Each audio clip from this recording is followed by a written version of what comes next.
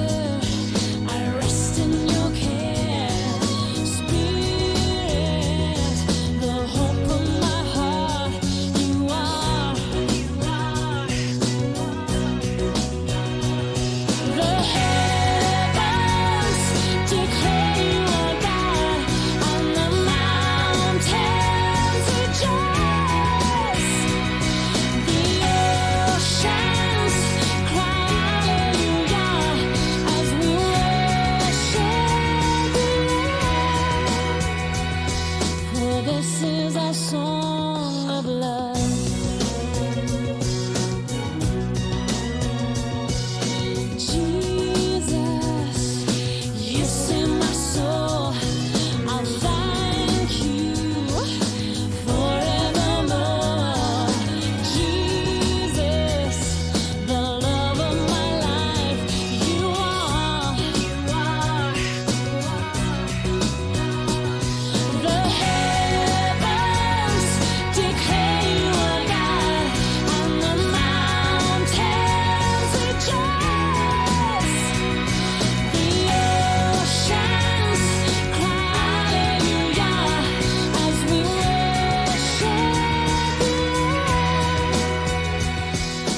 This is our song of love.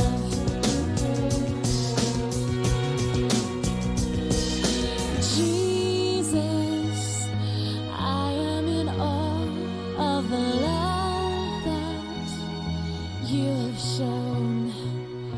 Jesus, how precious you are to me. I'm here with Grammy Award-winning artist Rebecca St. James, and we are at DCLA 2003 here in Cincinnati. And Rebecca, it's just so great to be here with you. Welcome. Thank you. Thanks. And I want to ask you, what is the one message that you're hoping that the youth will take away from the conference this year? Well, even more than just the fun and the music and they're in Cincinnati and like having fun shopping downtown, I so desire that people really experience God here, you know?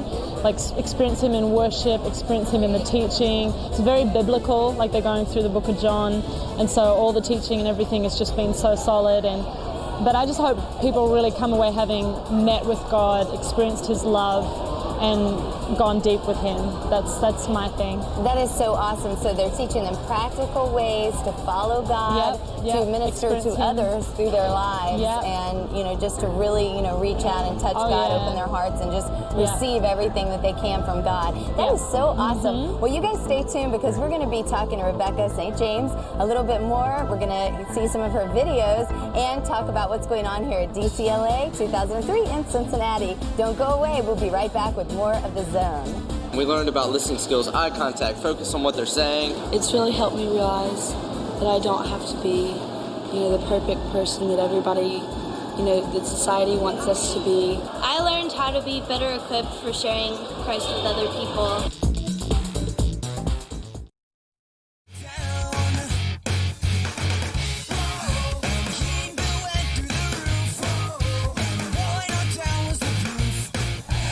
This is Krista on The Zone, back with Rebecca St. James. And Rebecca, in 1991, you moved to America from Australia, and your career took off. At 16, you were the youngest person to ever be nominated for Best New Artist. You're a Grammy Award-winning artist, and you have many, many accolades, but the thing that impresses me the most is how, even though you've done so much, you've won so many awards, you just keep going, and it's just not enough, because your life is about doing something for God.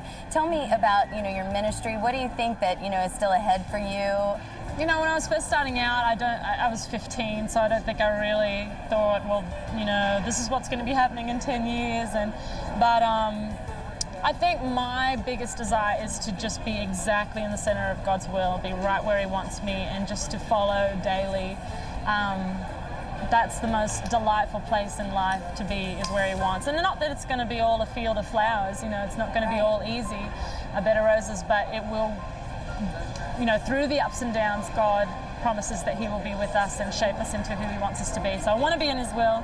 I'm right now working on my 4th book.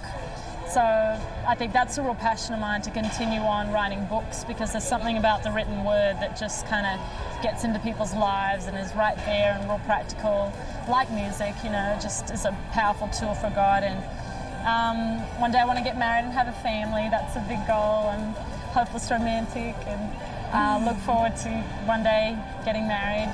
And just continuing on in music as long as God directs me. I'm involved in a VeggieTales movie that's coming out next year, doing a voiceover for one of the characters, and also acting in a a rock opera musical called Hero at the end of the year. So just kind of got my fingers in a lot of different pies, yeah. You've written a book or books on sexual abstinence, Yep. and your video "Wait for Me" and the song, has touched so many lives and encouraged girls to stay pure until they get married and find that perfect person, like you were talking about before. Tell me about that and how that really touched your heart. Well, I went to a True Love Waits rally when I was probably 15 and just saw a couple hundred teens just taking the stand for God and saying that they were going to wait, and I decided then and there that I was going to wait too, and got a purity ring soon after that reminds me of the commitment I made. And so soon after, I just started talking about my virginity and talking about the fact that I'm waiting, and being a teen, talking to other teens, saying let's stand together. It's a real powerful thing to be able to do that. And now I feel like a big sister, in my 20s, feel like a big sister to teens, and just once again saying to guys and girls, abstinence, waiting is so important. Right. Don't frivolously just look at sex and just say kind of whatever about it. So people are just so whatever about the power of sex. They just don't get how strong and what a powerful thing it is that God made it for man and wife to come together and be one and be unified. And I've talked about it before as being like, it's like when two pieces of paper are glued together, when you pull them apart, one piece is here, one piece is here. That's what it's like when you have sex outside of marriage. So I wrote the book really as an encouragement to people on how to take the stand for God today. How biblically do we take the stand when so much of the culture is just saying, have sex with whomever at whatever point. But also celebrating how beautiful God's way is. That when you wait, you don't have to worry about STDs or AIDS or pregnancy outside of marriage. God knew what he was doing when he said wait. And it's an awesome thing. It's something to celebrate. Right now, I want you to introduce your video, "Wait for Me." Okay. Well, my video, "Wait for Me," is all about sexual purity. It's about abstinence, celebrating God's way. It's kind of got a little bit of a story to it, so I hope you like that. But here it is. It's my brand new video, "Wait for Me." Darling, did you know that I dream about you, waiting for the look in your eyes when we meet for the first time? And darling, did you know that I pray about you, praying that you will hold on, I keep your loving eyes only for me, 'cause I am waiting for you, darling. Wait for me.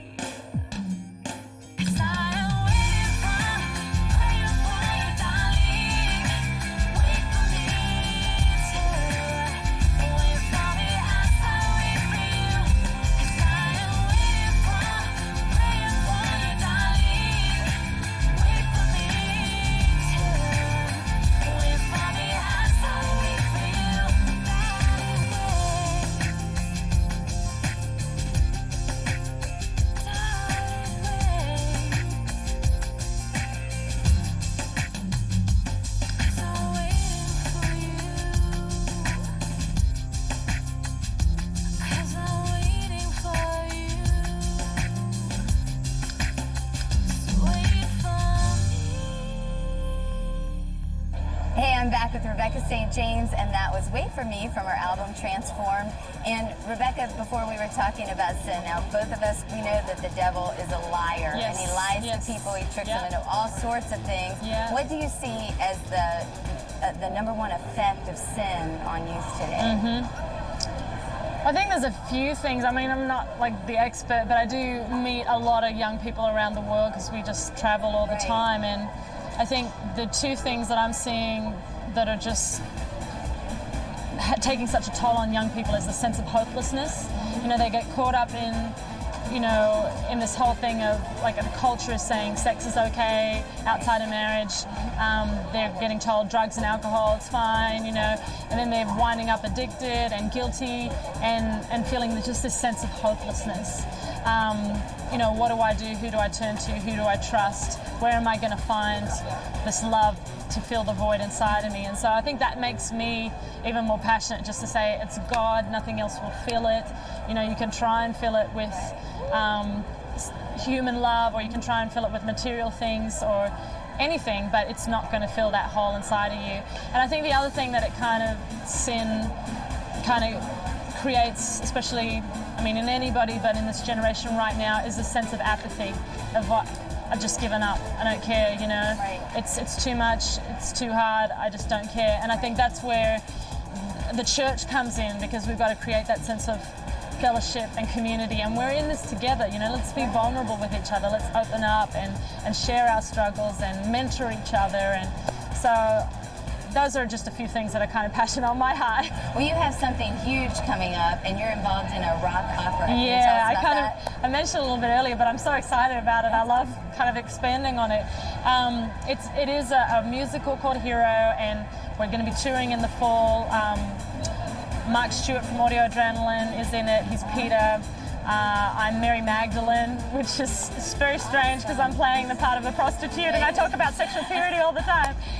And then Michael Tate is from DC Talk is Jesus. So we're kind of it's like a real biblical modern Jesus Christ superstar. It's a comic book as well. It's a novel. It's a soundtrack. The soundtrack's coming out real soon. So it's just this whole collage. But I think the thing I'm so excited about is that it will really get into people's heads the power of Jesus and how when he came to earth, I mean, he just changed history forever. And what would it look like if he were to come today instead of coming 2,000 years ago?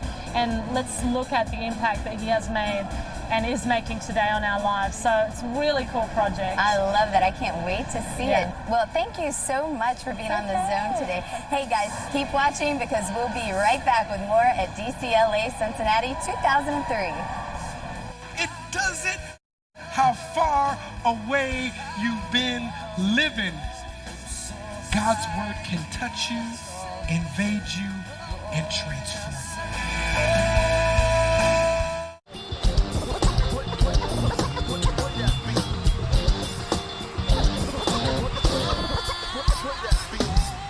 Hey, the Zone is back, and we're at DCLA 2003, one of the biggest youth conferences in the nation.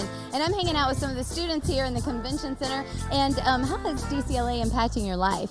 Well, it's teaching me how to witness better to my friends who aren't Christians, and yeah. Teaching you just some really great evangelistic ways to tell them about Christ. Yeah, it's teaching me to listen better to their story and relate my story and God's story to theirs.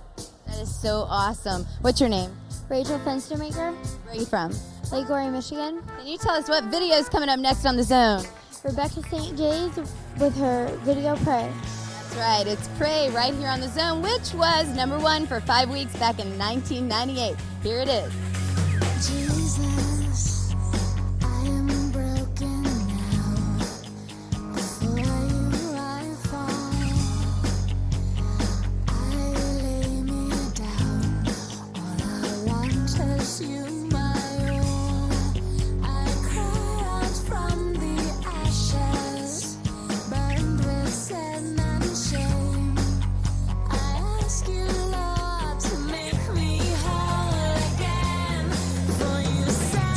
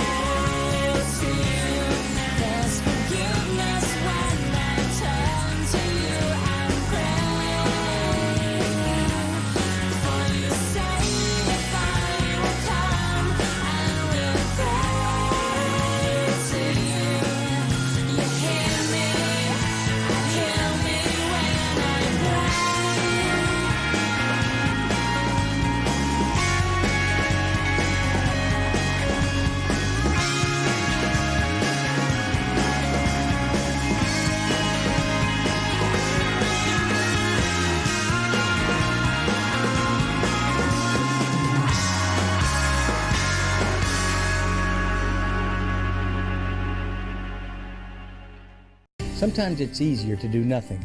But what if someone is struggling with the language?